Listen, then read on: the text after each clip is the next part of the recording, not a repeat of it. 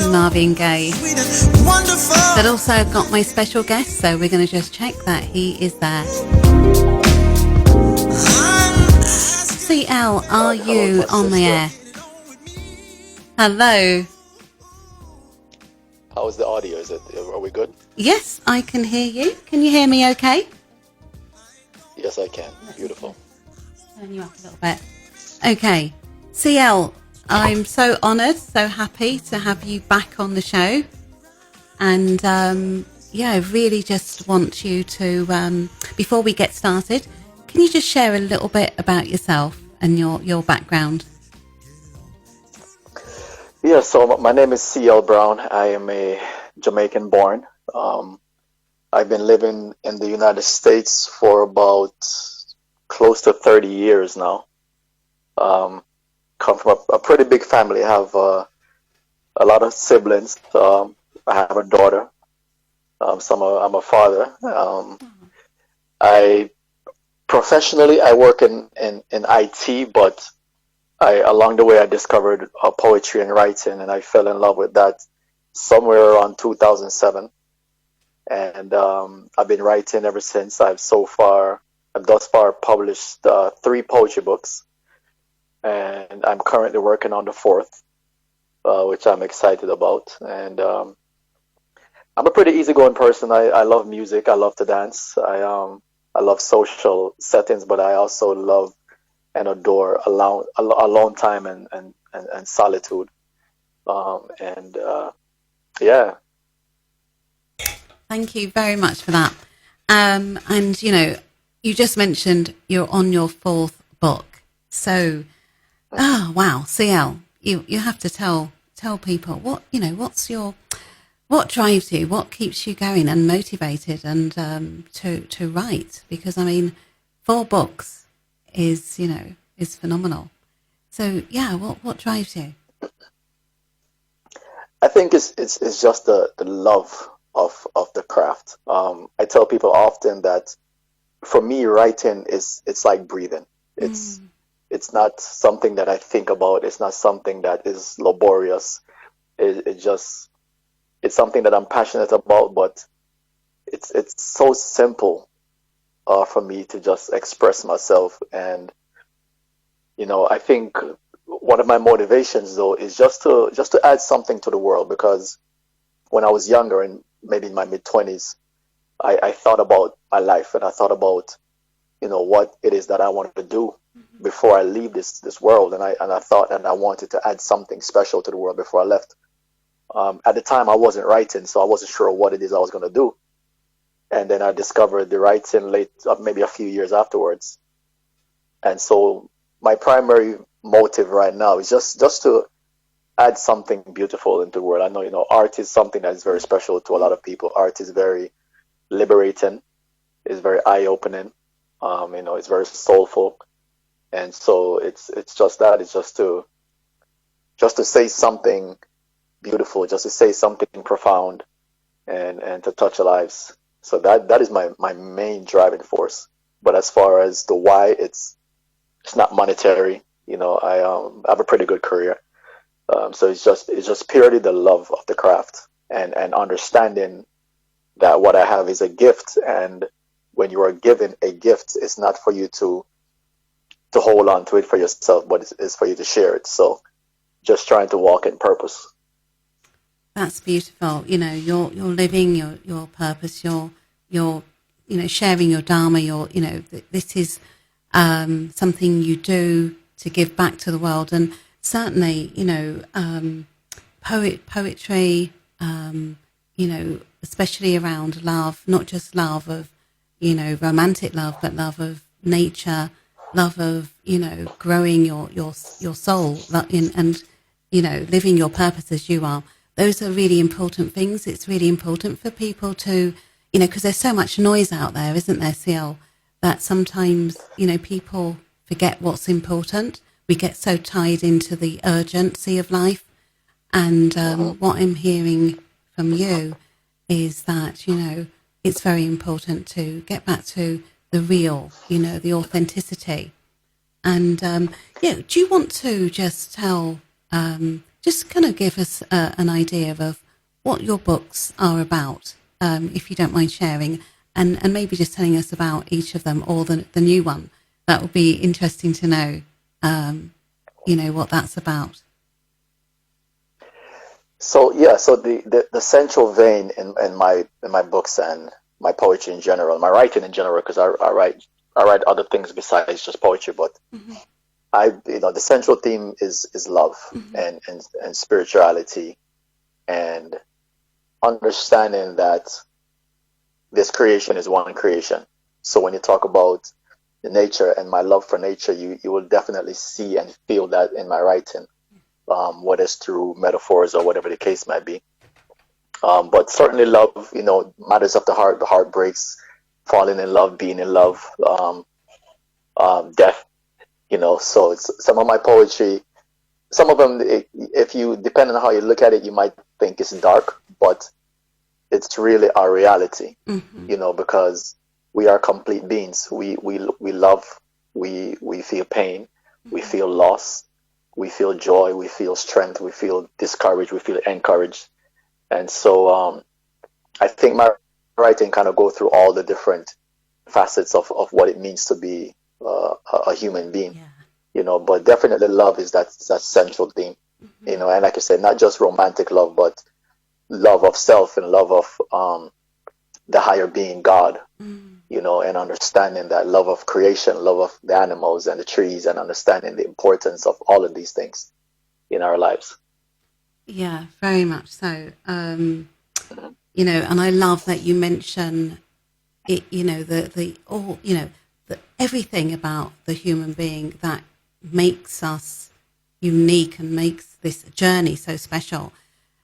We sometimes want to get rid of the storm and pray that, oh God, Mm-hmm, there's no storm, I just want a nice, easy life. mm-hmm. People who have a nice, easy life, sometimes, someone just says one word to them and they jump, because they Yes, don't have any strength. So what I'm hearing you say is we have to embrace both the good and the bad, the so-called bad, because there isn't really anything bad. It's either you're getting lessons to grow you or blessings that you've earned. And it's all the same thing. It's just how you look at it. And I love that, your work covers both sides, mm-hmm. because, it is the human experience. And it, it all goes to create who we become in life. So Absolutely. most people will say, this thing that happened to me, it's made me the person that I am today. Mm-hmm. And there's nothing really bad. It's the meaning you put on things. Absolutely. Yeah. You talk about spirituality as well, and when did you sort of did you start off in a like most of us in a sort of religious household, or were you always brought up in a spiritual discipline? Yeah, I started off in a religious setting. My parents were Seventh-day Adventists. Then I lived with my grandmother for the first, say, 12 years of my life. So my grandmother, she was a Pentecostal, Oh yeah, so was I. so Uh-huh. and so I started in that realm and going through that, and then naturally as you grow and you begin to allow yourself to expand and to look beyond what you've been taught. Mm-hmm. I think a lot of times people are fearful, and our hearts might be tugging to us, say, look over here, look at this, look into this, think about this. But because we're so caught up in tradition and what we've been taught, we're afraid to step outside of those bounds, fearing that we may encounter something that we don't want to deal with, Yeah. But I've always had a longing and a yearning for truth ever since I was a kid. I remember when I was like 6 or 7 years old, I asked someone in my neighborhood, and I said, they were saying that God created the earth and the universe and the stars and everything. And I asked him, I said, well, if God created everything, who created God? Yes, you I know, saw. and what he said to me, which stuck with me for a very long time. He said it's a sin to question God.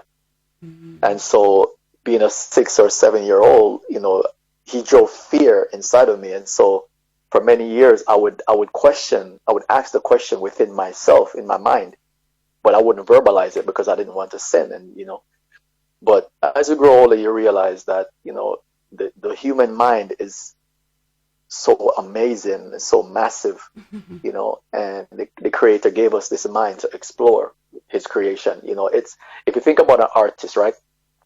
And an artist, whether it's a painter or a musician or a poet or whatever the case may be, Yeah.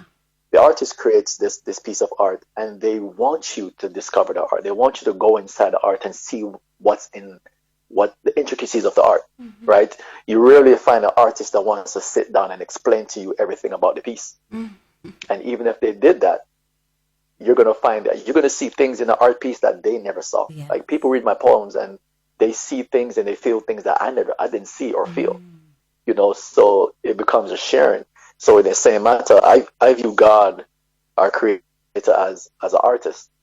And why would he create all of this beautiful variety of life and then tell you not to look into it, tell you that, don't touch this, or I'm going to send you to hell or burn you or whatever the case might be. So then my mind began to expand and just to look at things differently, and then you grow into understand that we're spiritual beings, and our creator is a spiritual being. Yeah. So we must be spiritual, and we must take on a spiritual endeavor in life.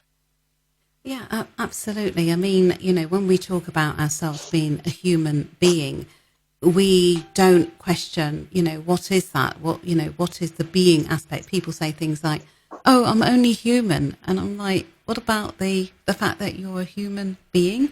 And we don't ask, what is that? That's the spirit. That's the God Correct. seed. Yeah. Correct.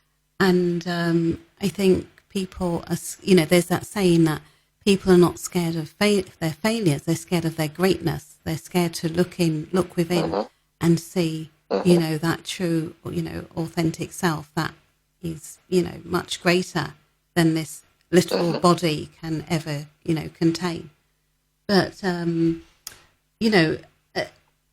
know you've got a beautiful daughter, and you're a father, a proud and father. Yes.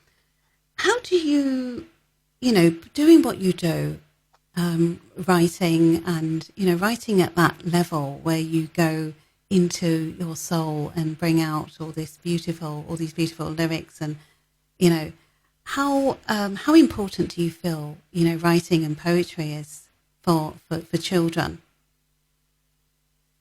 Oh man, I'm glad that you asked that question, because I said to myself, because I started writing very late in my life. I was about 30 years old when I started writing. Right. And I know that everything in life has times and seasons. I understand that and I accept that. But I often ask myself, where would I have been in my craft had I started at an earlier age?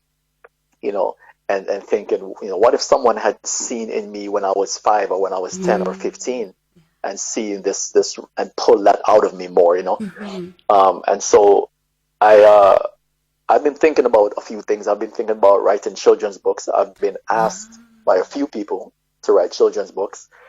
I've thought about later on at some point creating like a center where we will teach children poetry, or not teach them poetry, but help to bring poetry out of them, because I think poetry is within you, and so definitely it's one of those things that because I think poetry it expands you so much, it opens you so much, and it's definitely a thing that I want to leave with children. So I'm gonna do something eventually along the lines of children. I thought about, like I said, children's books, but more so than just teaching them, how to wash your hands, but actually giving them instructions through poetry. Yes. And in a way that they can digest it and understand poetry, and perhaps even grow to love poetry. And with my daughter, it's definitely like, with my daughter, I told myself that I will never tell her what she should be in life, like be a doctor or a nurse, or I want her to be who she came here to be, Mm. you know. But I do hope that she has a thing for poetry. Yeah. So, Is she showing yeah. signs? Do you, you know, when you read, do you, you know, is there signs there that she's enjoying, you know,